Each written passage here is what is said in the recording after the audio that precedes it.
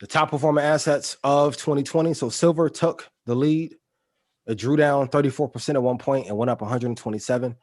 I know everybody was so happy about gold. Gold had a lower drawdown, but also had a lower return. Then small cap stocks took off like crazy. And then crude had a nice bounce off of that low that happened. But if you look at the bond market is a hedge. Didn't draw down that much, but it didn't grow that much, right? So a lot of you were asking about how to include bonds into it. It's not going to give you the best gain. It's going to give you a decent hedge, however. So we can see the returns here if you want to screenshot this. Silver, 47%. Small cap was 18%. Canadian stocks, 2.8. Corporate bonds, 9.7. Once again, 2 tech, 2 index. Very simple formula. Tech performing the best in 2020, hands down. So you can see information technology on average was at 89%. Consumer discretionary was second. Third was communication. This mix will not change. I know some of you are wondering what energy turnaround in 2021 or 22. They're going to be at the bottom of the barrel.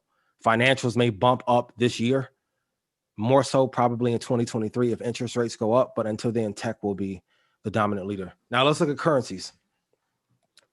The Swiss franc only drew down 2.1%, so it only lost 2.1% of its value. I want you to go look at the correlation for how they handled COVID versus other countries, and the Chinese yuan only lost 2.9%.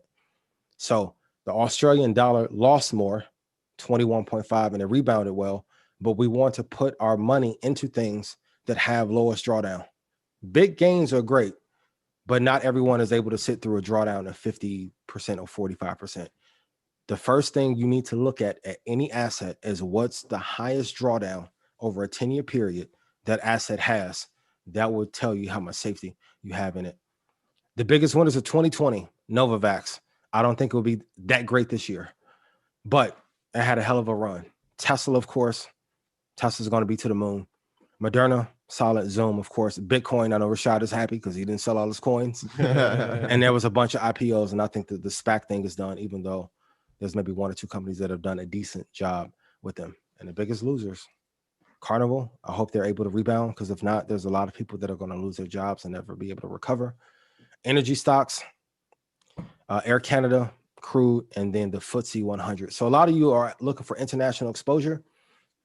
I could argue that Silicon Valley has the best talent from most nations that have been drafted here. The international exposure that you need for most global corporations are going to be domestic based. So I need you to type in chat, what is the return you want to get this year? Because this year is not going to be like last. So the probability of getting 100% return in a year is going to be a lot lower.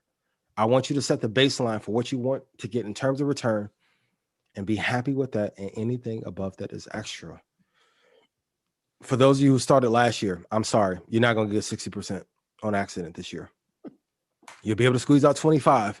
You came in at a great time, but I want us to be realistic. We're going to be more on the tech side, maybe 20 to 28%, opposed to 60 and 70. And chart time. So every week, I'm going to go over the same, and I was going to give a new way to get into the market. I'm actually, why the hell aren't y'all using the 200-day moving average? Ask him again, man. Why? Can you explain, Ian? Because some people might be new. This might be their first time ever watching Market Monday. Can you just explain what the 200-day moving average is? It takes the last 200 days of collection of data, and then it marks off on this line where the average is. So if you're looking for an easy and simple way to consistently get, and this is Microsoft, and it went down today. So if you look at a daily chart, depending on what time horizon you look over, Microsoft came down exactly to the spot and bounced up. You can see the high a few days prior was 227. This is around 213. Give it about 4 or 5 weeks. You'll be able. So for those of you who are like, hey, you guys never tell us how to get in, even though we gave 5 ways last year, I'm going to focus on the 200-day moving average. And this is also a place where you can start to load the boat. This is where a lot of technicians, prop firms, hedge funds, fund of fund managers are looking to get in. So it's a universally respected indicator, because it's not new, because it's not sexy, and only 9 people in Nova Scotia know about it, and then somebody from Atlanta flew back and dropped it to everybody in Midtown. It's not valued as much. but you need a system that's super easy that you can use over and over again.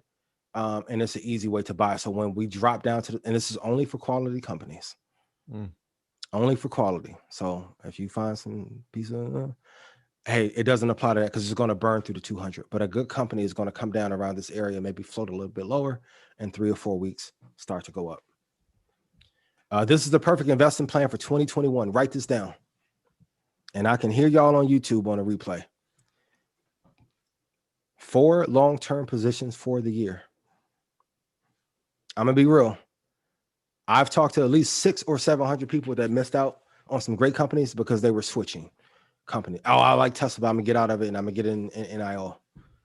I'm not mad at it, but whatever you pick, I want you to marry the positions that you have. Type in chat, marry the positions. Now, if you're wrong and the company's no good or the thesis changes, great. But if you have a great company, hold on to it. Hold on to it. Like I said, it's like having a star basketball player. I'm not trading Michael Jordan for anything. Do not care. Do not care. Number 2, 12 swing trades on the year. So that whether that's futures, any other assets or derivatives, I want you to take 12. That's 1 per month. You should know what the gains that will come from that. And then for short-term investing, I want you to do 24. This does not apply to the snipers or anybody in alpha, but for everyone else, if you're looking at futures, you can do 24 trades and hit a ridiculous return and be okay. Okay. Key point here. I only want you to take trades that you know will not lose. And here's how to know if it won't lose. If you have to ask someone, hey man, hey Troy, you think if I get in right here, if I have to ask, it's not good.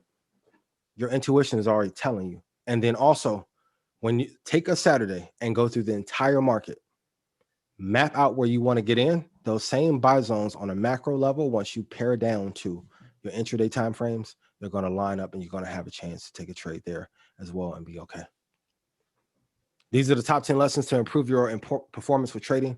Number 1, keep your losses small. Your wins should be 10 times bigger than your losses. Easy risk reward. You want to risk 1 to make 10. Number 2, don't chase a move. If you miss it, let it go. Kudos to the snipers. You've seen me do this. Send a text, miss my move, and be frustrated as hell. I get it. But if you want to get into a position, let's say at $244, once it goes to 245, if you're trading it, don't touch it. Don't get distracted and miss an excellent setup. Do not trade against the market. The market can only go north or south.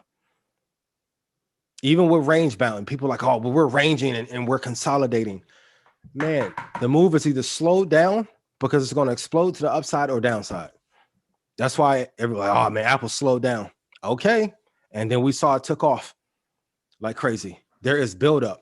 I need you to know this. When the market is constricting or getting tight, that is the time to set up your moves on a large. So if you're looking at a day chart or something higher, a breakout move is going to come. Have the patience to wait 3 or 4 weeks for it to break in your favor. Everyone's talking about financial freedom, but you can't wait 4 to 5 weeks. You're trying to flip, don't flip. The money will be there. Do not trade when the volume is low. I'm begging you. You're going to get your head chopped off, your account cut in half, and maybe margin call. Wait until volume is at a peak so your orders can get filled. You can get exits on your trades if you have a predetermined area that you want to get out. And then that way you won't be sitting in a loss potentially for 3 or 4 hours either. And then do not overtrade under any circumstances. If your plan is to take 24 on the year, take 24. Number 7, do not increase your position size or dollar amount in a trade to try and recover. So let's say you were trading 20 contracts on futures and you lost $7,000. I do not want you to go trade 40 contracts to try and make up for it because you already got the direction wrong. So if you wrecked a Camry, I can't put you in a Ferrari and then let you wreck that as well.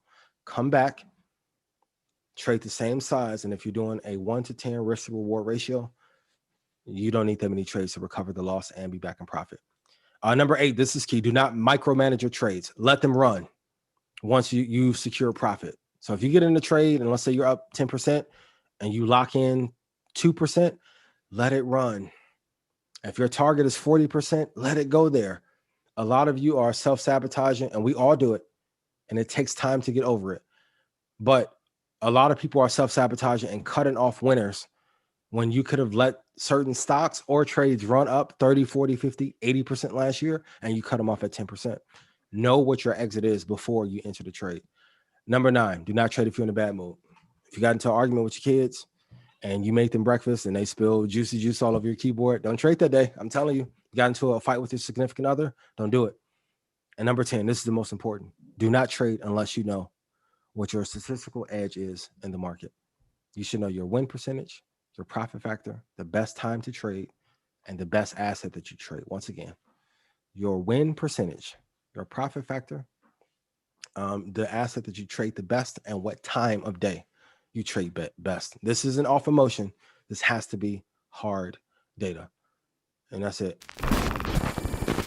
My graduates from my school being Forbes, bag drop. Bag drop. A mic drop, bag drop. Bag drop.